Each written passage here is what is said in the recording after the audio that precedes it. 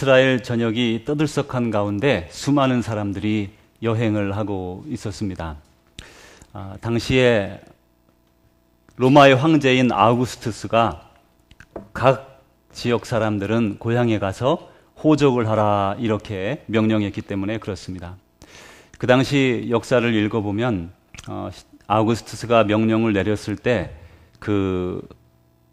각 지역에 호적을 하게 하는데 이제 각 지역의 통치자들, 그 당시 로마 제국이 아주 컸기 때문에 각 지역의 통치자들이 자기 마음에 따라 또 적당한 시기에 이런 호적을 할 수 있었다고 합니다. 그래서 이제 이스라엘이 해당된 곳에 호적하는 때가 되어서 이분들이 이제 호적을 하기 위해서 이 행정명령을 따르기 위해서 고향으로 돌아가는 그런 이동 대란이 여행이 한참 진행 중이었습니다. 이렇게 사람들이 많이 움직이고 바쁜 때에 이런 세상과는 정말 동떨어진 그런 생활을 하는 사람들이 있었는데 바로 목자들입니다. 이들은 1년의 절반 이상을 가족과 떠나 들판에서 양들을 치면서 살아야 하는 그런 사람들이었습니다. 이들의 수입은 변변치 않았는데 주로 그 양이 자기의 양일 경우는 괜찮지만 그나마 좀 낫지만 주로 이분들은 다른 사람의 양을 대신 쳐주는 경우가 많았다고 합니다. 그렇기 때문에 이제 만약에 곰이나 사자가 나타나서 그 양을 해치기라도 하면 그 양을 치던 목자가 그것을 물어주어야 되었다고 합니다.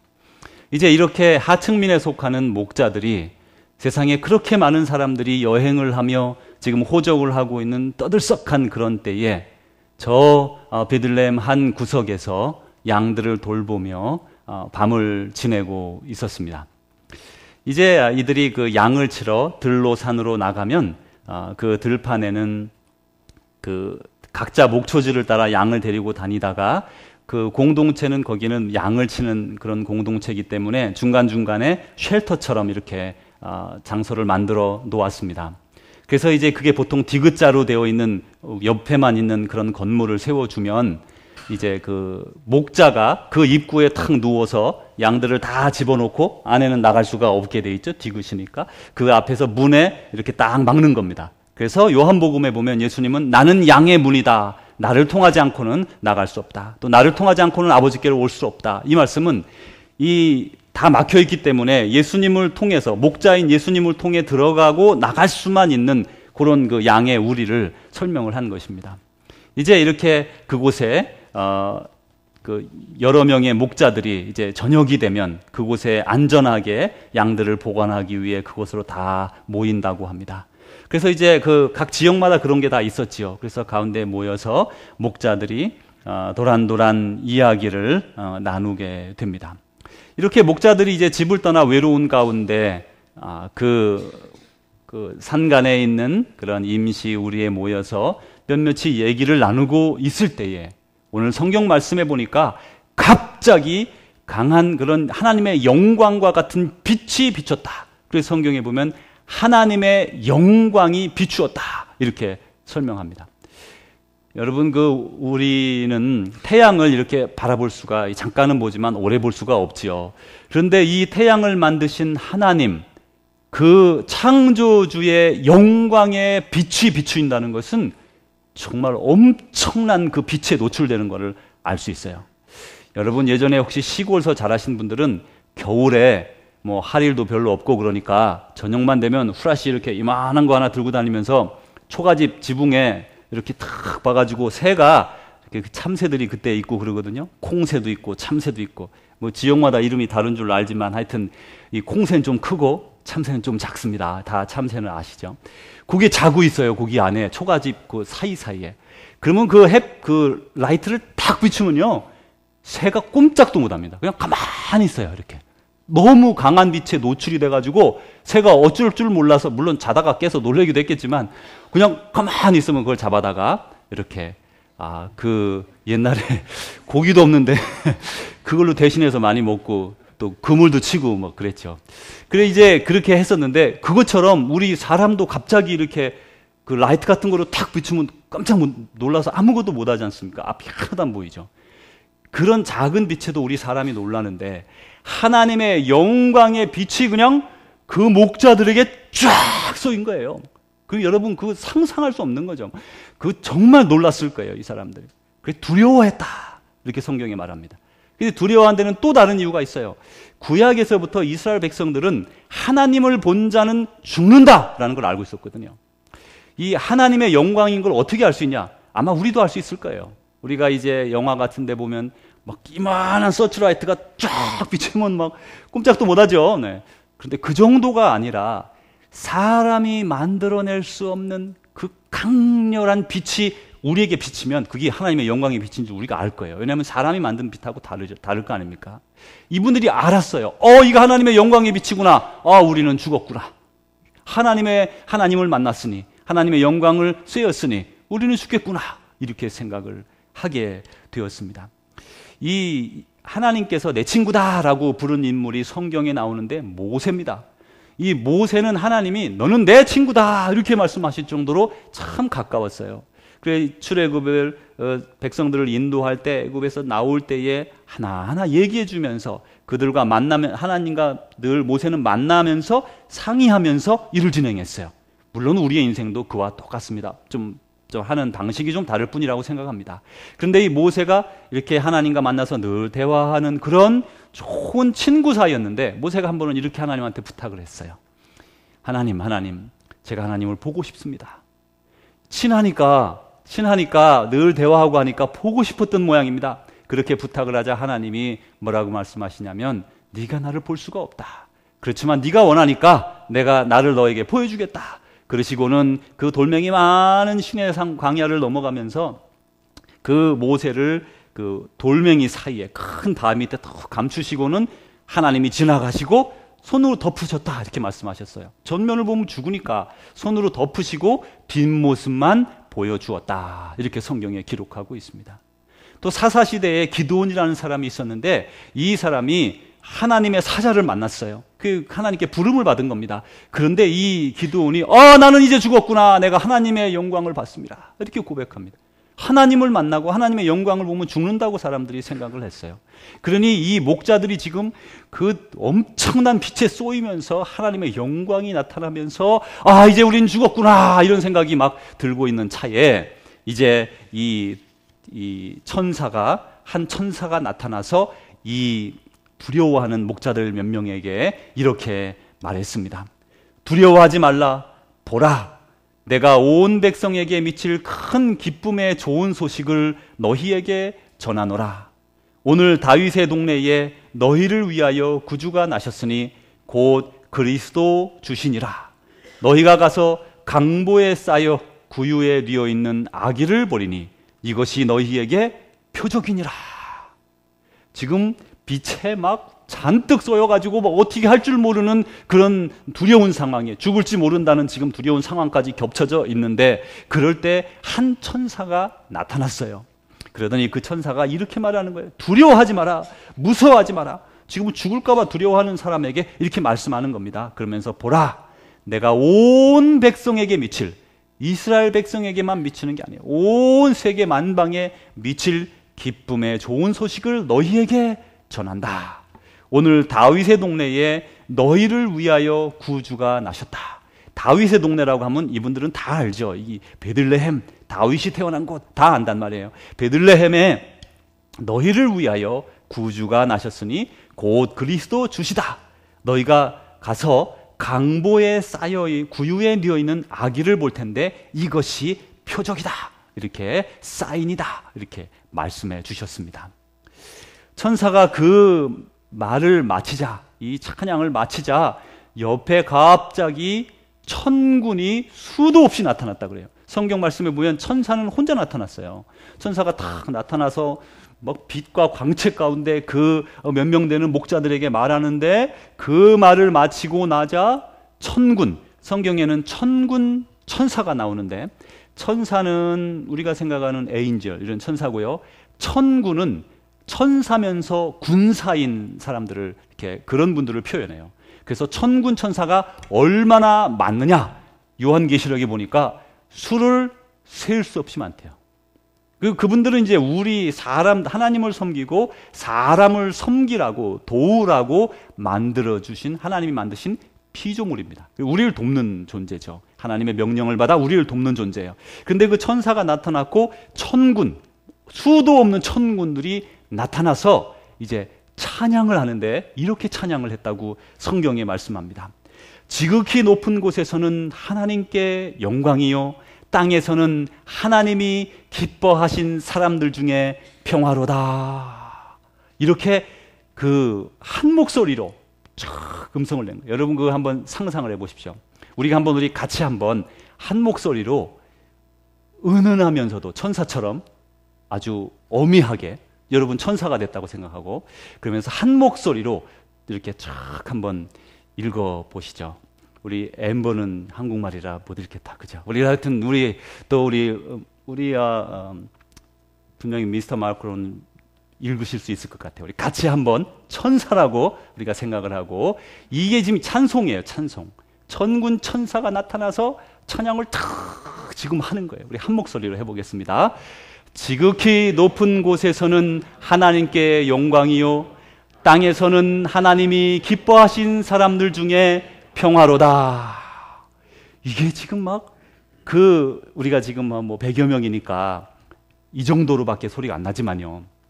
예를 들어 한 5만 명, 아니 50만 명, 500만 명, 5억의 사람이 이 찬양을 한꺼번에 이렇게 쭉 들었다고 해보세요. 막 온 베들레헴 하늘이 흔들리고 온 우주가 흔들리고 은하계가 흔들리고 그랬을 거예요. 천상의 세계도 흔들렸을 거예요. 이 아기 예수님의 탄생을 기뻐하면서 그 희생과 그 존엄함, 그 귀한 걸 생각하면서 막 찬양을 드리는 그런 2000여 년 전에 베들레헴의 밤하늘을 우리는 지금 생각해 봅니다.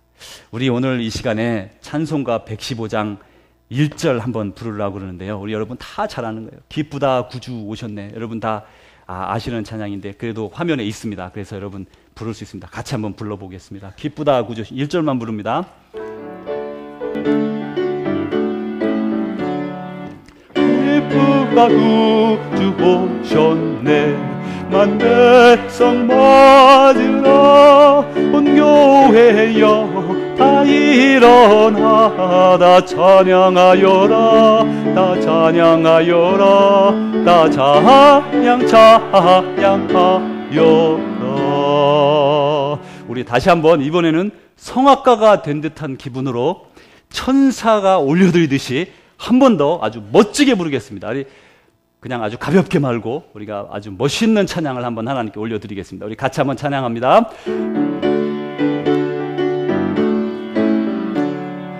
기쁘다 구주 오셨네.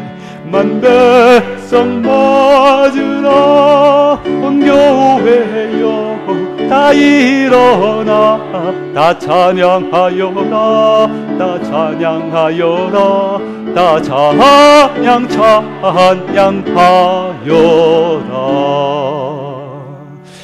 이제 이런 높은 찬양이 막 올려 퍼지는 그 순간을 기억하면서 그 목자들이 얼마나 감격스러웠겠어요. 하나님의 영광이 나타나고 천사가 나타나고 천군들이 가득 하늘을 메운 가운데 하나님을 찬양하는 그 찬양을 누가 듣고 있습니까? 지금 대통령도 아니고 왕도 아니고 귀족도 아니고 그 당시 천민 중에 하나였던 아주 낮은 계층의 하나였던 이 목자들이 쓸쓸하고 외로운 그 들판에서 듣고 있는 거예요. 바로 우리가 이런 그 들판에 있는 것을 생각하면서 우리 인사를 나누려고 하는데 메리 크리스마스 이렇게 하셔도 되겠고 또 즐거운 성탄 되십시오 이렇게 해도 되겠습니다. 그래서 편안한 대로 여러분 사랑합니다, 존경합니다. 우리 10분 이상 일어나셔서 인사 나누겠습니다.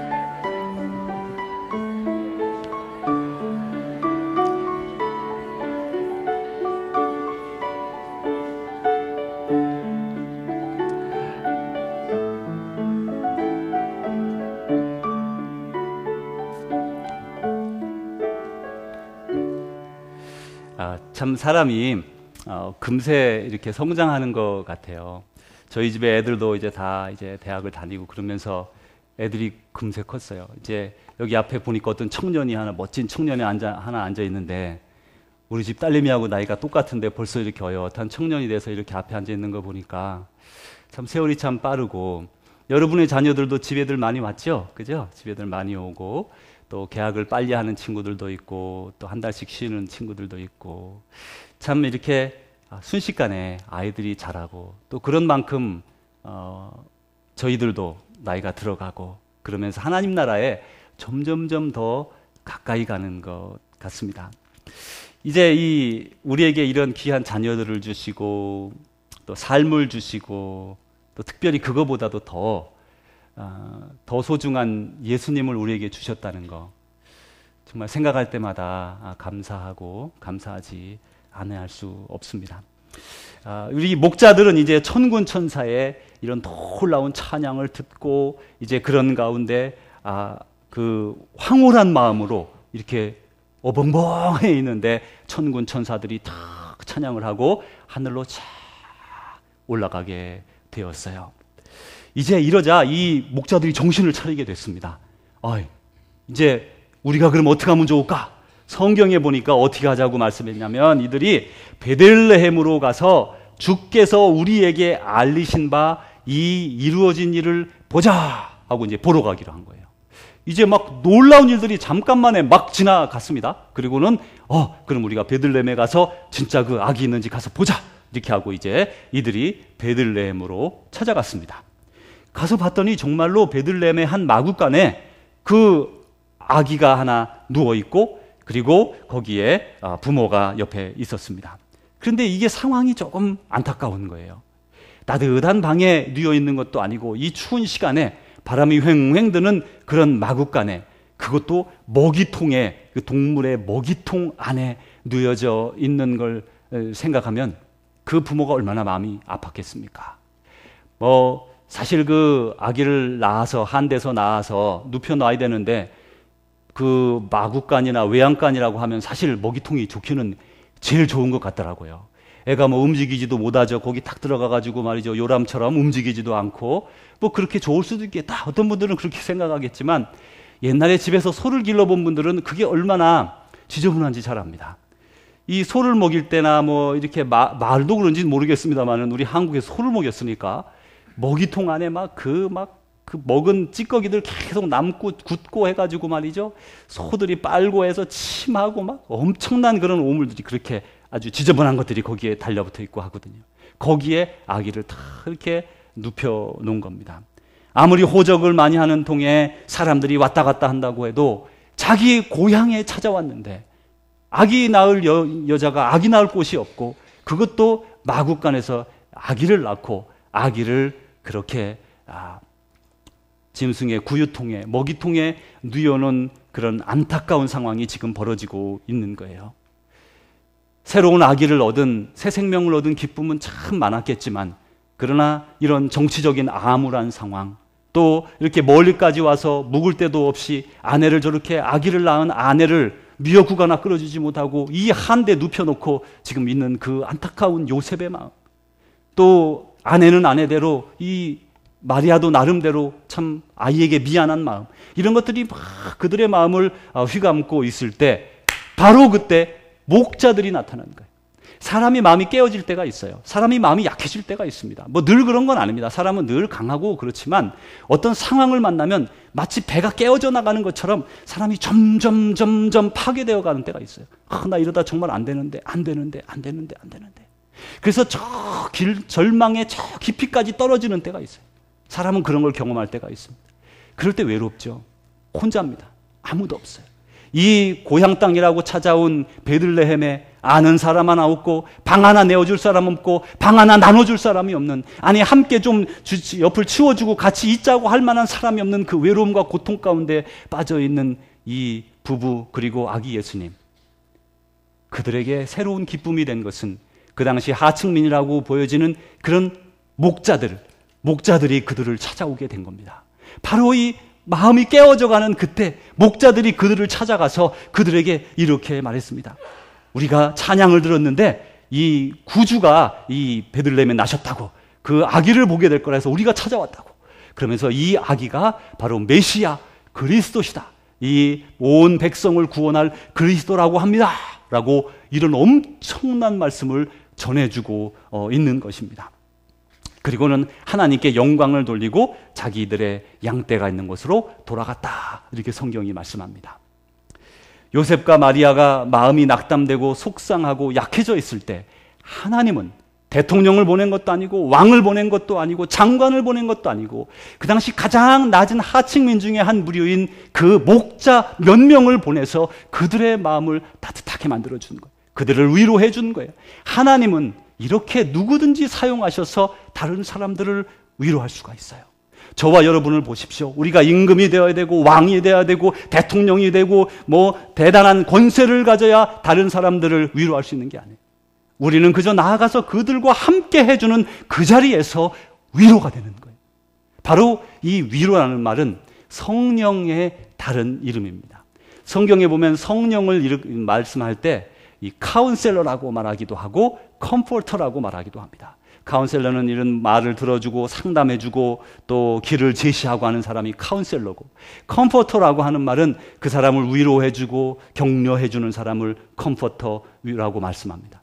이 컴포터는 성령님이에요. 성령님이 하는 사역이 그거예요. 근데 바로 그 사역을 저와 여러분에게 나누어 주시고 너희도 나아가서 지금 이 어려운 상황 가운데 외로움 가운데 있는 사람에게 나아가서 나의 사역에 동참하라.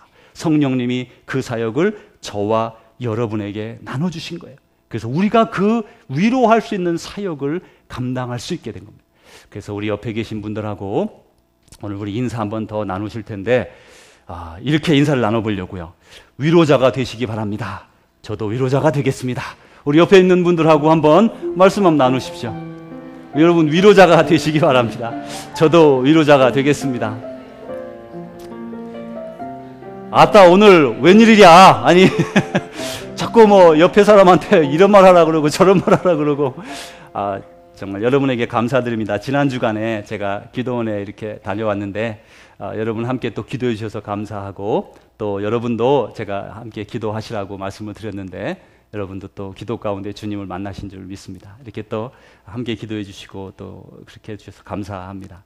이제 예수님이 2000년 전에 이 땅에 내려왔을 때 천사들이 목자들에게 들려준 그 찬양, 그것이 두 부분으로 되어 있는데 아주 단순합니다. 오늘 우리가 그 두 부분이 어떤 찬양을 천군 천사가 드렸는가 그거를 살펴보려고 합니다. 첫 번째로 보니까 그 지극히 높은 곳에서는 하나님께 영광이요 이렇게 말씀했어요. 이 찬양이 두 부분으로 되어 있는데 하나는 하나님의 세계, 영의 세계에서의 찬양이고 하나는 이 땅의 우리들의 세계에서의 평화를 말을 하고 있어요. 그래서 먼저 하나님 세계, 영계, 우리가 말하는 지금 이 땅의 세계와 하나님의 세계, 영의 세계가 있는데 영의 세계는 여러 계층이 있다고 그러죠. 사도 바울은 7층 천이 있다 해서 7층이 있다고 말하고 고대 사람들은 적어도 3개의 층이 있다고 생각을 했어요. 그래서 지금 우리는 명확하게 영의 세계를 들락날락하는 게 아니니까 우리가 만나는 성령님을 통해 아는 것이니까 몇 층천이 있는지는 우리는 모르겠지만은 어쨌든 이 영의 세계, 하나님의 천상의 나라, 그리고 사단이 움직이는 이 땅의 권세를 잡고 움직이는 세계, 그리고 그런 영의 세계가 있습니다. 그 영의 세계에서 일어나는 일을 지금 찬양하고 있는 거예요. 그게 지극히 높은 곳, 그 바로 영의 세계에서는 하나님께 영광이요 이렇게 선포했어요. 하나님께 영광이다. 어떻게 이 아기 예수님이 태어난 것이 이 천상의 세계에서 하나님께 영광이 될까요? 이것은 이런 것입니다. 아기 예수님의 탄생은 원래 예수님은 하나님이십니다. 하나님의 아들이시면서 하나님 삼위일체 하나님이세요. 근데 그 하나님이 사람의 몸을 입고 이 땅에 오셨어요. 그러니까 신이 하나님이 사람이 되신 거예요. 피조물이 되시는 거예요. 이것은 정말 이루기 어려운 그 희생과 그런 많은 아픔이 그 속에 들어 있습니다. 그러면서 그분이 이 땅에 내려오신 것은 이유가 있어요. 왜 사람으로 변하셨는가? 사람들이 죄악 가운데 너무나 많은 죄악을 짓고 다 지옥을 향해 달려가니까 그래서 선지자도 보내보고 말이죠. 또 이스라엘 백성들을 선택도 해보고 선민으로 삼아도 보았는데 이 사람들이 계속해서 하나님의 그 사랑을 떠나니까 안 되겠다. 내 아들을 주어야겠다. 내 아들의 핏값으로 그들의 죄를 사해주고 그들을 내 자녀로 삼아야 되겠다. 하나님은 구약에서 말씀하지 아니한 새로운 계약, 뉴 테스트먼트, 우리하고 하나님하고는 이제는 새로운 자녀로서의 계약을 맺어주게 되는데 그게 바로 예수 그리스도, 그의 보혈의 피로써 우리를 자녀 삼아주게 된 거예요. 그래서 구약에서는 이렇게 말씀하는 거예요. 구약에서는 하나님은 이 아브라함을 통해서 한 족속을 불렀는데 그를 자기의 족속으로 부르고 백성으로 불렀어요. 그런데 그 백성이었던 사람 중에서 이제는 우리는 예수 그리스도, 그를 통하여 자녀로 불러주시게 된 거예요. 그리고 이 엄청난 사역을 이루시기 위해서 이제는 어떤 종이 아니라 하나님 자신, 예수 그리스도께서 이 땅에 내려오시게 된 거예요. 한 알의 밀이 땅에 떨어져 죽지 아니하면 한 알 그대로 있고 죽으면 많은 열매를 맺느니라. 예수님이 그 하늘의 천상의 세계를 버리고 이 땅에 내려왔을 때 사탄과 마귀들은 치를 떨며 미워했을 겁니다. 지금도 우리가 그 죽어가는 한 알의 밀이 되어서 남 밑에 깔리려고 하면, 남을 위해 죽어주려고 하면, 희생하려고 하면 지금도 사탄과 마귀가 치를 떨며 우리를 미워하게 됩니다. 그러니까 천상의 세계에서는 사탄은 치를 떨며 미워하고 하나님의 그 많은 종들은 하나님을 찬양하며 하나님 감사합니다, 하나님 영광을 돌려드립니다, 하나님 경배합니다, 하나님의 희생과 하나님의 그 거룩하심과 하나님을 우리의 사랑하심을 높여드립니다. 그러면서 천상에서 예수님이 태어날 때 막 그냥 그 천군 천사들이 찬양을 올리게 되는 것이죠. 이제 두 번째로 천사들이 부른 부분을 보면 땅에서는 하나님이 기뻐하신 사람 중에 평화로다. 이게요, 잘 보면 예수님은 이 땅에 모든 사람을 구원하려고 오셨다. 하나님은 모든 사람이 구원에 이르기를 원하시느니라. 성경은 이렇게 말씀합니다. 다시 말하면 하나님은 모든 사람을 구원하기를 원하신다고 말씀하셨어요. 모든 사람을 위하여 이 땅에 오신 거예요. 그런데도 불구하고 이 땅에는 하나님을 미워하거나 대적하는 사람들과 세력이 있는데 그들은 사탄과 마귀와 그들에게 사로잡힌 죄악에 사로잡힌 인간들입니다. 이들은 하나님을 반가워하지 않습니다. 아기 예수님 그 보혈 그것을 반가워하지 않습니다. 그리고 그들은 오히려 적대하고 미워합니다. 그래서 오늘 말씀해 보면 하나님이 기뻐하신 사람들 중에 평화가 임하는 거예요. 예수님이 오셨다고 누구나가 다 평화가 임하느냐고요? 그렇지 않습니다. 예수님이 오심과 동시에 사탄과 마귀는 치를 떨고 이것들이 또 이 그리스도인들이 예수님을 닮아서 자기를 희생하면 어떡할까? 지금 치를 떨고 있는 거예요. 왜요? 우리가 예수님처럼 살아갈까 봐. 우리가 희생할까 봐. 우리가 섬길까 봐. 우리가 낮아질까 봐. 지금 천군 천사는 막 대적하며 달려들고 있는 거예요. 그러니까 이 땅에서 하나님의 기뻐하시는 자들 중에 평화가 임하는 거예요. 그런데 이제 사실 가만히 보면, 저와 여러분이 이렇게 가만히 보면 각자 사람마다 그 평화를 얻기 위해 필요한 것이 다른 것 같아요. 예를 들어 어떤 집에 이제 오늘 곧 돌아가시는 분이 있다 이렇게 하면 그분에게 가장 필요한 것은 내일입니다. 어떤 사람이 병에 걸려서 고통당하고 있다면 병에서 낫는 겁니다. 어떤 사람이 너무나 가정이 어려워서 정말 재물에 좀 풍족함을 달라고 기도할 때 재물이 풍족하면 그들의 마음은 편안해질 겁니다. 부부간에 갈등이 있는 사람은 갈등만 풀어지면 모든 게 다 될 텐데, 자녀가 좀 어렵고 힘든 사람은 자녀를 늘 생각하며 눈물로 기도하면서 내 자녀만 좀 잘 되면 좋을 텐데. 사람마다 다 이렇게 그것만 있으면 내가 이제 좀 만족하고 그것만 있으면 내가 좀 평안해지고 그것만 있으면 살만할 텐데 다 다르단 말이에요. 다 다르단 말이에요. 우리가 생각하기에는 뭐 어떤 거 뭐든지 있으면 되겠다, 뭐 하나만 있으면 되겠다, 뭐 그렇게 생각하는 하나가 뭔지 아시죠? 돈만 있으면 되겠다. 그러지 않아요. 사람은 나이가 들면 들수록 돈이 인생의 전부가 아니구라는 걸 깨닫게 됩니다. 젊었을 때는 철이 없으니까 뭐 또 애들도 길러야 되고 그런 면에서 그렇게 필요하겠지만 나이가 들어가면 들어갈수록 정말 3끼 이상 먹을 수 있는 사람 아무도 없어요. 젊었을 때는 없어 못 먹을 때가 있지만 나이가 들면 3끼 이상 먹으면 고통당하죠. 다 압니다, 우리가. 그래서 이제 사람이 어느 정도를 넘어가면 인생의 성숙함이 찾아오면 이 땅에 필요한 게 꼭 재물이 아니라는 걸 알게 돼요. 그런데 보십시오. 내게 필요한 게 건강이에요. 하나님이 건강만 주시면 저는 이제 다 해결될 텐데 공헌을 받았어요. 그래서 그 사람의 인생이 영원히 평안할까요? 그렇지 않은 거예요. 그렇지 않은 거예요. 그것이 해결되고 나면 다른 문제가 또 찾아오는 거예요. 그 문제 또 해결하고 났더니 또 이게 또 찾아왔어요. 제가 이제 일본에 살 때 벌써 한 20년이 넘었습니다. 오래돼가지고 이제 오래된 기억인데 제가 이제 나라갱이라는 곳에 살았습니다. 나라갱의 야마토다카다라는 곳에 살았는데 저랑 같이 친한 친구들이 4-5명이 그 학교 선생하고 그런 친구들이 있었는데 그 친구들이 저한테 우리 조상 우리 서핑하러 한번 가자 그러더라고요. 이제 한국에서는 보면 우리는 윈드 서핑 많이 하잖아요. 그죠? 이렇게 돛대가 달려있고, 그걸 붙잡고서 막 한강변에서 이렇게 하는 거 여러분 보셨죠? 네. 그리고 이제 호주 같은 데서도 그런 거 많이 하는 것 같아요. 근데 일본은 이 섬나라라서 그런지 이 파도가 호주도 물론 섬나라입니다만 파도가 엄청 세요. 그래서 한국보다 기본적으로 2배 이상은 센 것 같아요. 그 파도가 높습니다. 아주 높습니다. 그래서 이제 일본이 서핑하기에 좋은 거예요. 이 서핑은 보드 같은 거 하나 타고 막 깊은 데 가서 막 헤엄쳐 오다가 벌떡 일어서가지고는 막 그러는 거 아닙니까? 그죠? 근데 이제 이게 일본 사람들이 그 스포츠를 아주 즐기고 발리나 옆에 괌 이런 데 가서 막 그렇게 한다고요. 우리 참 좋아해요, 일본 사람들이. 그래서 저도 이제 가자 그래가지고 뭣도 모르고 한 번도 안 해본 사람이 이제 따라갔습니다. 7시간 정도를 나라에서 저 북쪽으로 해가지고요. 요코하마 또 더 넘어서 그러니까 이제 도쿄 넘어 막 그쪽까지 한참 갔어요.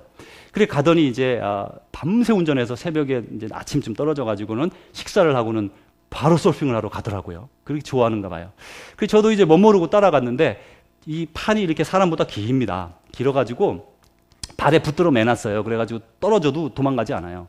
그래서 이제 깊이 이제 들어가는데 그날 파도가 아주 높았어요. 그러니까 이제 이 친구들이 어떻게 하냐면 바깥에는 파도가 아주 높으면요. 한 2마일, 1마일 넘어 이렇게 들어가면 조금 낮아져요. 그게 좀 그렇더라고요, 바다가. 막 넘다가 이제 조금 낮아졌는데 그 파도가 좀 좋았어요. 이제 높지만, 몇 메다씩 되지만 바깥은 너무나 셌거든요. 그래, 안으로 들어가서 이제 파도 타기를 배웠습니다. 기본적으로 가기 전에 연습하라 그래서 연습하고 이제 가서 이제 실제로 하는데, 그 참 재밌더라고요. 파도가 크거든요. 이렇게 작은 파도가 아니고 이만한 파도가 온다고요. 이렇게 사람보다 훨씬 큰 파도가. 올라오면 이제 막 그 뒤를 쫓아가면서 막 그냥 마치 뭐가 헤엄친다 그럴까요? 하여튼 거북이처럼 막 그냥 헤엄을 쳐가지고 보드 위에 딱 올라서면요. 중심만 잘 잡으면 제일 꼭대기에 있는 그리고 아주 높으니까 무섭지 않습니까? 거기서 중심을 잡아 쫙 가면 그 기분이 정말 상쾌하더라고요. 그게 잘 안 되지만 못하는 사람은 그냥 푹 꺼지고 계속 그럽니다만은 딱 올라서서 이제 그래가 저도 이제 한 2시간, 3시간 하고 이제 나가자 그래가지고 나가서 이제 나가면서 한다고 이제 밖으로 나가게 되었어요. 이제 제가 여러 번 성공했으니까 괜찮으려니 하고 이제 저도 이제 열심히 이제 한 1마일 이상 쫙 나가가지고 파도가 엄청 크죠. 이제 그 위에 이제 올라서서 이제 나가게 됐습니다. 파도에 딱 올라섰는데 얼마나 높은지요? 한 3, 4층 되는 높이가 되는 것 같아요. 느낌에. 그래 안 높겠죠. 근데 아주 높은 데서 딱 서 있는데 얼마나 무서운지 그래도 참 쾌감이 좋았습니다. 그리고 이제 바닷가로 막 나가는데 여기 문제가 하나 있었어요. 제가 이 스케이트도 좀 잘 경기도에 살아가지고 맨날 가짜 스케이트로 막 이렇게 타고 그래가지고 잘 탔는데 쓰지를 잘 못하거든요. 스케이트도 조금 서는 게 좀 부족한데 이 서핑도 서는 법이 있는 거예요. 막 타고 올라가다가 나중에 서는 법을 배우질 않은 거예요. 이 깊은 데서는 설 필요가 없는 게 떨어지면 되니까 꼭대기에 올라서서 막 그 해변가를 향해 막 가는데 끝에 갔는데 이제 내려야 될 거 아니에요?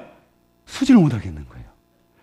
그래가지고요, 그냥 우와 소리를 지르고 떨어졌는데 그냥 모래사장에 꽉 박혀버렸어요. 그래도 이도 안 다치고 몸도 안 다치고 했는데 딱 깨보니까 입안에 모래가 꽉 있더라고요. 그래 이제 하루 종일 그 모래가 박여가지고 모래처럼 자라면 제 입안에 아마 진주 몇 개쯤 생길 뻔했죠.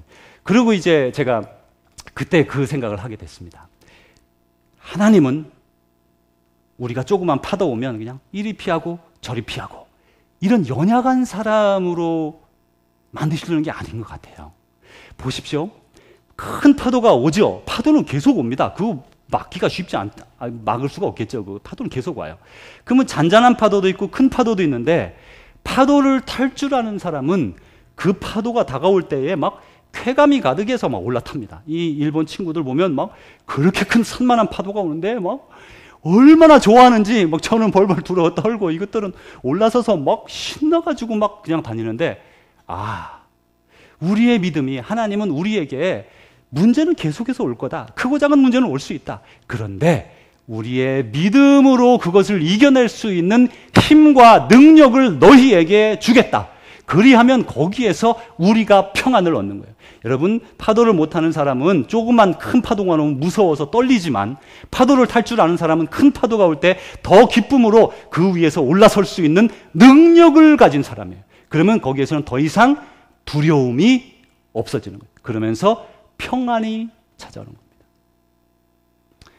돈이 아주 많으면 내 인생은 평안할 텐데 여러분 그렇지 않아요. 그렇지 않아요. 내가 좀 권세를 가지면 내 인생이 정말 평안할 텐데 그렇지 않아요. 여러분 다 가져봤잖아요. 나름대로 이때까지 누려보았지 않습니까? 그게 우리의 인생의 목적도 아닐 뿐만 아니라 우리에게 참된 평안을 가져다 주지 못해요. 그렇게 보였지만 그러나 이미 막상 가져보면 그렇지 않더라는 거예요. 더 큰 욕심이 생기고 더 바라는 것들이 생겨나게 됩니다. 참 평안이 오지를 않아요. 그래서 오늘 말씀 가운데 이 땅에서는 하나님이 기뻐하시는 사람들, 바로 우리 성도들입니다. 성도들 가운데 이 모든 것들을 환난과 어려움을 다 이기고 이겨낼 수 있는 그 믿음 가운데 일어서서 늘 평안할 수 있는 평안을 주신다는 거예요. 그래서 예수님이 이 땅에 오시면서 그 믿음을 우리가 가짐으로 말미암아 우리는 평안을 누리게 되는 겁니다. 그런데 여기서 조금 더 나가서 우리가 하나님과 우리가 평안을 누리게 됐어요. 우리는 죄 때문에 하나님에게 나갈 수 없었지만 예수 그리스도의 보혈로 말미암아 우리의 죄가 다 씻어지고 그리고 우리는 새로운 피조물로 거듭나게 됩니다. 물론 그 뒤에도 옛날의 풍습을 못 버리고 구습을 못 버려서 범죄하지만 또 회개합니다. 그래서 우리는 늘 주님의 사람으로 살아가요. 하나님과 평화로운 사람이에요. 하나님 앞에 두려움이 없습니다. 그런데 하나님과 두렵지 않은 사람은 이웃들과도 평화를 누리라 라고 말씀하세요. 성경에서 말씀하시기를 로마서 12장 18절에 이렇게 말씀했습니다. 할 수 있거든 너희로서는 모든 사람과 더불어 평안하라. 우리는 예수 그리스도 안에서 다 하나님의 자녀가 되어서 한 가족이 된 거예요. 다 가족인 거예요. 패밀리인 거예요. 패밀리 멤버인 거예요. 그래서 패밀리 멤버이기 때문에 우리가 다 할 수 있거든. 너희들이 누구든지 성도들 간에는 물론이거니와 세상에 있는 모든 사람들과 더불어 평화하라. 왜냐하면 예수님이 평화의 사도로 이 땅에 오셨기 때문이에요. 예수님은 우리를 위해 오셔서 우리에게 그 생명을 내어주시고 십자가에 못 박혀 돌아가셨습니다. 그리고 우리를 그 자리에 부르셨어요. 너도 나와 같이 살아가라. 평화의 사도로, 사랑의 사도로 저와 여러분을 불러주셨습니다. 여러분 한 번 더 옆에 분 보시고 우리 평화의 사도가 됩시다. 우리 한 번 더 하겠습니다. 우리 평화의 사도가 됩시다.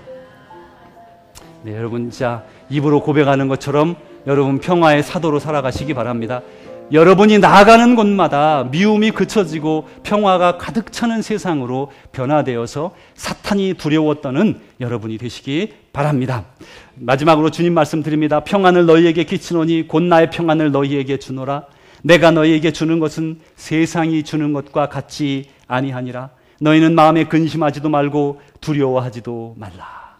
주님이 주는 평화, 여러분 그 평화 가운데 이 땅에서 승리하며 또 평화의 사도로, 사랑의 사도로 예수님이 가셨던 길을 그대로 힘차게 따르는 귀한 주의 제자들 되시기를 간절히 소원합니다. 기도하겠습니다.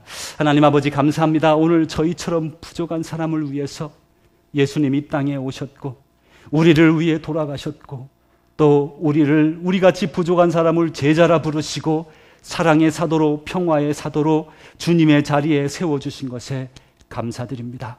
부족함이 많습니다. 하나님, 우리의 남은 삶에 어둡고 춥고 외로운 자들 찾아가는 자 되게 하시고 이 추운 계절에 하나님 오늘도 그 베들레헴에서 낙심하며 낭망하며 어린아이를 낳아놓고 고통 가운데 있었던 그런 한 가정과 같이 오늘도 외로움에 치를 떨며 저 그 절망의 나락에서 고통하며 불쌍한 가운데 있는 우리 이웃은 없는지 돌아보게 하시고 그들을 찾아가 그들과 함께하며 그들에게 하나님의 귀한 말씀을 전해주고 그들과 함께하는 거룩한 주의 제자들이 되게 하여 주옵소서.